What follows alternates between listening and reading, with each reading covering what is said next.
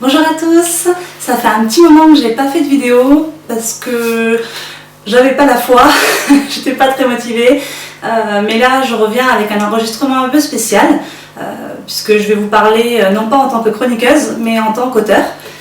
J'ai publié mon premier roman en novembre de l'année dernière et donc j'ai décidé d'utiliser la chaîne pour en parler et en même temps pour vous faire gagner un exemplaire dédicacé de mon livre.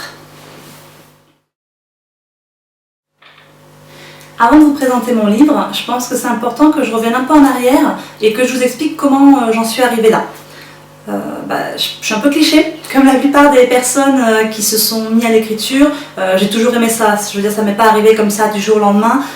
J'ai toujours aimé lire, j'ai toujours aimé les mots, jouer avec. Je trouve qu'on a une langue qui est sublime, avec laquelle on peut faire plein de choses, qui est pleine de subtilités, des figures de style qui sont super intéressantes, avec lesquelles on peut vraiment travailler. Et donc du coup ça a vraiment été en moi depuis toujours.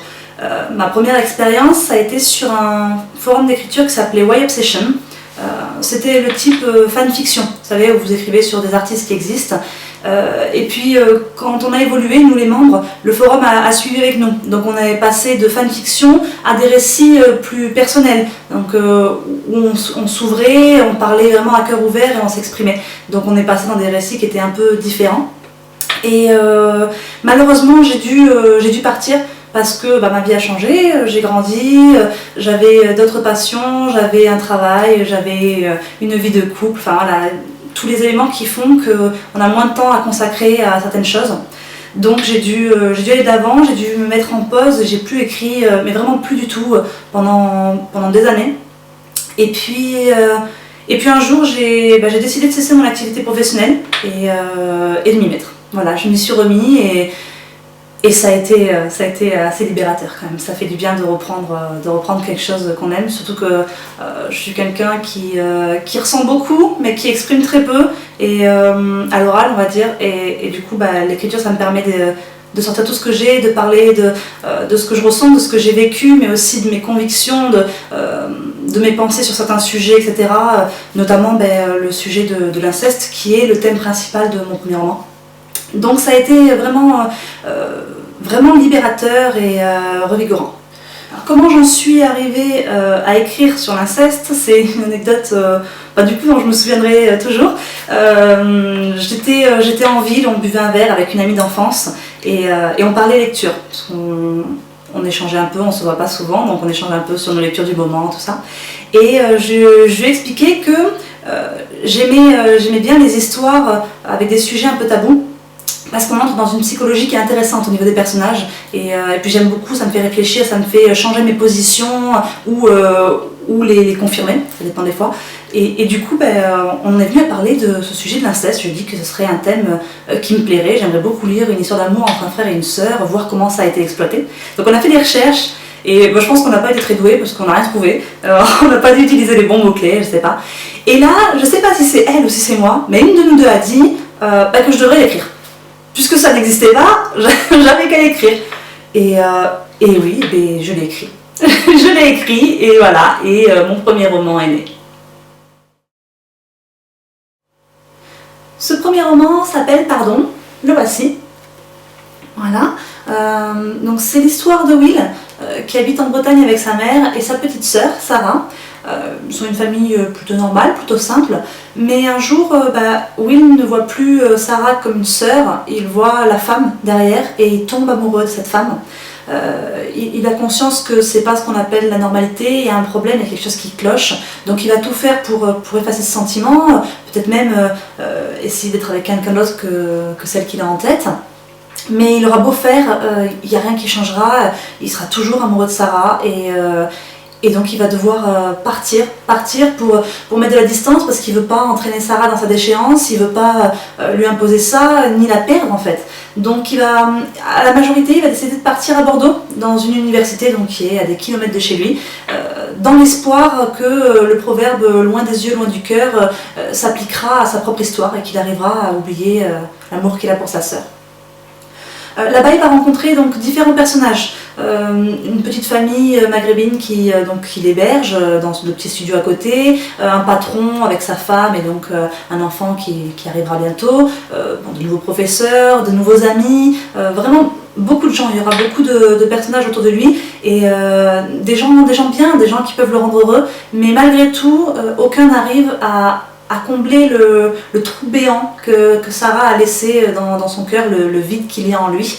Et si à la base il se disait qu'il allait pouvoir effacer cet amour, il prend finalement conscience qu'il n'arrivera pas à l'effacer, mais qu'il peut peut-être apprendre à vivre avec. Mais ce sera compliqué quand Sarah va arriver. Donc c'est le résumé de l'histoire. J'ai choisi donc l'Éden de l'inceste pour les raisons que j'ai mentionnées plus tôt. Je l'ai abordé assez différemment. Je pense que beaucoup s'attendaient à quelque chose de puissant, émotionnellement parlant, voire un peu dramatique, avec une fin tragique, vraiment des larmes, des pleurs, enfin bref, beaucoup de souffrance. Bon, je dis pas qu'il n'y a pas de souffrance, hein, mais j'ai choisi de l'aborder d'une manière assez neutre. Sans prendre parti, donc vous trouverez des personnages qui ne voient pas d'inconvénient à cet inceste, d'autres qui vont être totalement révoltés, vraiment il y aura de tout.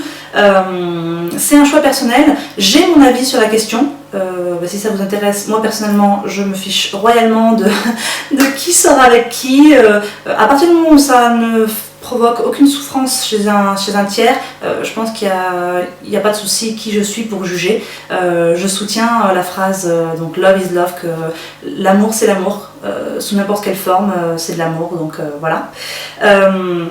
Donc c'est ce sentiment que j'ai voulu passer. J'avais envie pas de donner des leçons, je suis personne pour donner des leçons, j'avais juste envie d'exprimer mon avis et peut-être qu'en partageant mon avis, je me suis dit peut-être que d'autres le partageront avec moi, peut-être qu'ils me rejoindront. Et c'est ce qui s'est passé, donc j'étais assez touchée, parce qu'il y a des chroniques qui ont été dans ce sens, qui ont dit qu'ils avaient ils s'étaient ouverts en fait à l'idée, qu'au début c'était pas possible, mais que finalement ça les a fait un peu changer d'avis. Donc j'étais assez contente. Pour terminer la présentation de ce livre, une petite fiche technique. Donc vous connaissez le titre, vous connaissez l'auteur, vous connaissez le sujet. Le livre fait 240 pages, il a été autopublié sur lulu.com. Sur cette plateforme, vous pouvez l'acheter en version papier à 14,90 €, si je ne me trompe pas. Mais sur Amazon, il est un peu moins cher, je crois qu'on peut le trouver à partir de 12 € quelque chose, un petit peu moins de 13 €. La version numérique est entièrement gratuite, donc je mettrai le lien dans la description. Vous pouvez le télécharger légalement sans avoir à débourser 1 €. Je sais que ça a surpris quelques personnes, c'est un choix personnel. C'est pas parce que c'est mon premier roman, je compte le faire pour les suivants.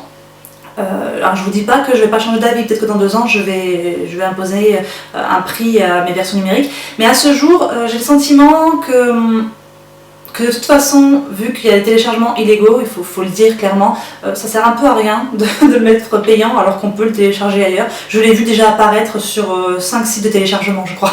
Donc quoi qu'il arrive, vous auriez pu le trouver en téléchargement. Donc voilà. Mais c'est surtout parce que je suis lectrice et moi il m'est arrivé de dépenser presque 20 € dans un livre et d'en être super déçue. Je sais, c'est le risque, on achète, on sait pas vraiment si on va aimer. Mais moi ça m'embête parce que je sais que c'est cher les livres et donc je préfère vous proposer de le découvrir en version numérique et miser sur votre côté peut-être collectionneur, me dire voilà, s'ils ont aimé, ils achèteront peut-être le livre en version papier. Peut-être pas, mais c'est pas grave.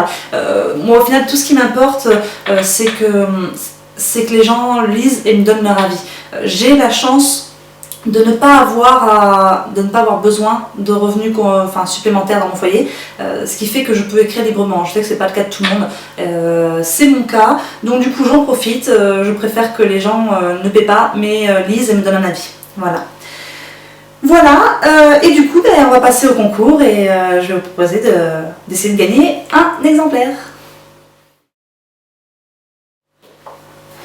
Pour participer et avoir une chance de remporter un exemplaire dédicacé donc, de mon premier roman, c'est très simple. Il vous suffit donc de suivre ma page Facebook, donc de mettre j'aime, je vais vous mettre le lien dans la description, et de commenter sur cette vidéo en me mettant votre nom Facebook, celui avec lequel vous avez aimé la page, afin que je puisse vérifier que vous avez rempli les conditions.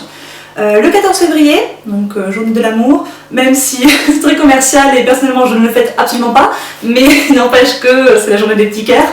Comme je considère que mon histoire c'est une histoire d'amour et non pas simplement un banal inceste, j'ai décidé d'arrêter le concours le 14 février parce que c'était symbolique. Donc le 14 février, je tirerai quelqu'un au sort et donc cette personne sera contactée par YouTube et ou Facebook pour qu'elle me communique son adresse et que je lui envoie un exemplaire dédicacé. Je vous souhaite bonne chance à tous!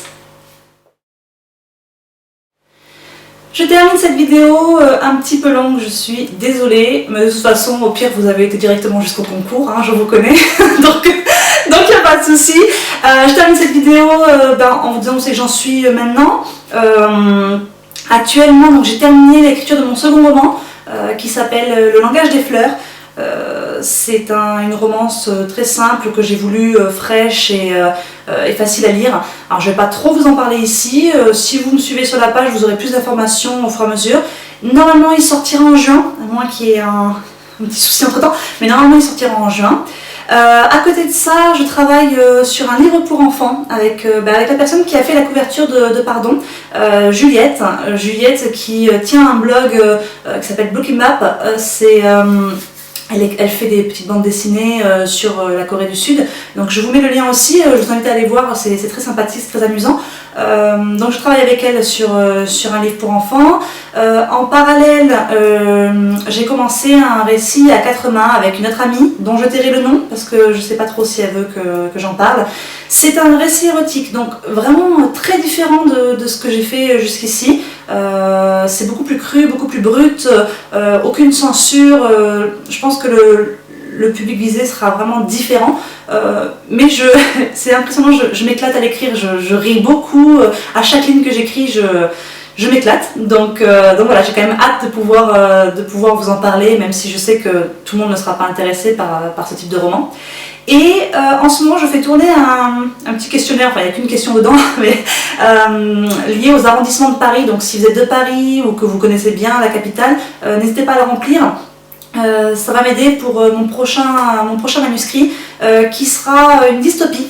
Je vous en dis pas plus, vous verrez à ce moment-là quand je vous en parlerai. Voilà où j'en suis, comme vous voyez c'est chargé, j'ai beaucoup de projets et j'en ai encore pour je pense des années. J'ai encore le spin-off du langage des fleurs à écrire qui est déjà prévu. J'ai pas mal d'idées donc je suis assez contente et j'espère que mes prochains romans recevront un aussi bon accueil que Pardon, parce que j'ai été vraiment impressionnée. Je m'attendais à ce qu'il y ait quelques personnes qui se penchent sur mon livre, des amis surtout, mais pas autant. Au final, il y a eu beaucoup de lecteurs, il y en a plein qui l'ont mis dans leur pile à lire ou dans leur wishlist. Et en fait, ça a pris une ampleur qui est plus importante que ce que j'avais prévu. Je m'attendais entre l'inceste, le fait que je sois un nouvel auteur, le fait que ce soit de l'autopublication, je sais que les gens n'aiment pas trop ça. Je m'attendais vraiment pas à ce que ce livre suscite l'intérêt. Et finalement, si, donc je suis extrêmement reconnaissante.